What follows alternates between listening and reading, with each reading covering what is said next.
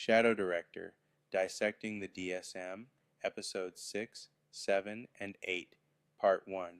There was another patient on the unit. Let's call her Sarah. Sarah had been there for 3 weeks when he arrived, and she would still be there when he left. Sarah had real bipolar disorder, F31.0, bipolar I disorder, documented across multiple hospitalizations, confirmed by multiple providers, supported by years of medical records. Not F31.9, the unspecified catch-all. F31.0, the real thing. Welcome to ShadowDirector, Dissecting the DSM. In our previous episodes, we explored how the DSM fragments experience and decodes, how F31.9 became a profit center, how emergency funding amplified fraud, and what it actually feels like to be coded and sedated. Today, we're going deeper into mania itself, into what happens when the diagnosis is accurate but the treatment is absent, into the legal mechanisms of involuntary commitment, into the intake process that shell shocks, and into the actual dollar amounts that reveal how patients become revenue streams. Let's start with Sarah. Sarah was 34. She'd been cycling between mania and depression for 12 years. When she was manic, she didn't sleep for days. Her thoughts raced so fast she couldn't catch them.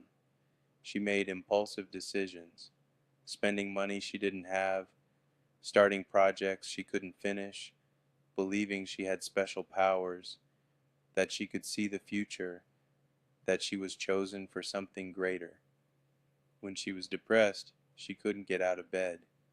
The world lost all color, all meaning. She thought about death constantly, not as a threat, but as a relief. Sarah's mania was different from his. His was compensatory, a surge of agency after terror, a protest against panic. Sarah's was primary, a mood disorder, chemical, neurological, real. The DSM had a code for it, F31.0. The system had a category. The billing had a classification. But here's what the system didn't have: actual help. Sarah had been on the unit for 3 weeks. She'd been stabilized, medicated, monitored, documented. But stabilized isn't the same as treated. Stabilized means the symptoms are controlled, the crisis is managed, the patient is safe. Treated means the underlying condition is addressed, the patient has tools, the patient has support, the patient has a path forward. Sarah was stabilized. She wasn't treated. The unit had group therapy twice a week. Sarah went. She sat in the circle, listened to others share, sometimes shared herself. But group therapy on a psychiatric unit isn't treatment. It's containment. It's a way to pass time, to create structure, to give the appearance of care. Real treatment would require individual therapy, medication management, support groups, case management, housing assistance, employment support, family education. The unit provided none of that. Sarah's psychiatrist visited once a week, maybe twice if there was a crisis. The visits lasted 10-15 minutes. Medication review, symptom check, discharge planning. But discharge planning on a psychiatric unit isn't planning. It's paperwork. It's finding a place to send the patient, a provider to follow up, a prescription to fill. It's not building a life, creating stability, addressing the conditions that led to hospitalization. Sarah would be discharged with a prescription, a follow-up appointment, a list of resources. But the resources were often unavailable. Wait lists months long, providers not accepting new patients, programs full. The follow-up appointment might be weeks away. The prescription might be expensive, might have side effects, might not work. And when Sarah cycled again, when the mania returned, when the depression deepened, she would be back. Same unit, same script, same cycle.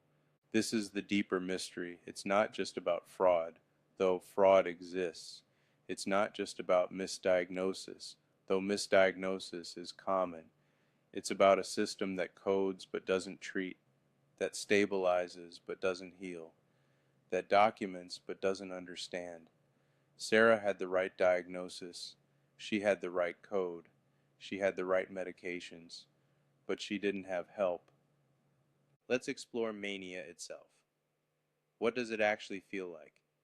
The DSM describes it: elevated mood, increased energy, decreased need for sleep, racing thoughts, grandiosity, impulsivity. But the DSM doesn't capture the experience. It doesn't capture what it feels like when your thoughts move so fast you can't catch them, when every idea seems brilliant, when every possibility seems real, when the world itself seems to accelerate, to brighten, to expand. Mania isn't just happiness, it's intensity. It's the feeling that you're connected to something larger, that you understand things others don't, that you have access to truths hidden from ordinary perception. It's the conviction that you can do anything, that limitations don't apply to you, that the rules are for other people. It's exhilarating, intoxicating, and it's also dangerous. The Sarah described it like this: it's like being plugged into the universe. Everything makes sense. Everything connects.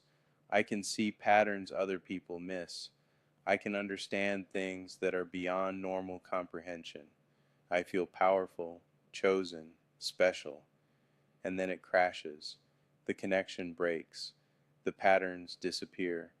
The power fades. And I'm left with nothing. Just the wreckage of what I did while I was manic.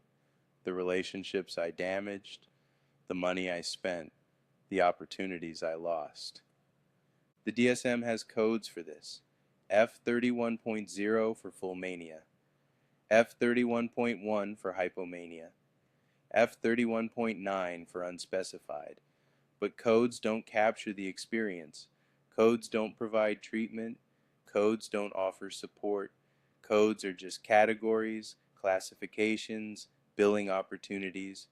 On the unit, Sarah was medicated: lithium, valproate, antipsychotics, the standard treatments for bipolar disorder. The medications worked in a sense.